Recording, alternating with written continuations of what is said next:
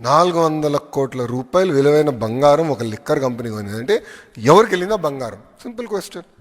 దాని ముందర వాళ్ళు ఎప్పుడు కొనలేదు, దాని తర్వాత ఎప్పుడు కొనలేదు. అంటే ఈ 5 సంవత్సరాల ముందర వాళ్ళు ఎప్పుడు బంగారం కొనలేదు, ఈ 5 సంవత్సరాల తర్వాత ఏనాడు బంగారం కొనలే. మళ్ళీ అప్పుడే ఎందుకు కొన్నారు? అది కూడా 400 కోట్ల రూపాయలు విలువైన బంగారం, ఇంతంత కాదు. అంటే అంటే ఎంత అద్భుతమైన ఇన్వెస్ట్మెంట్ చేశారో అవినీతిలో కూడా నాకు అర్థమైంది అప్పుడు.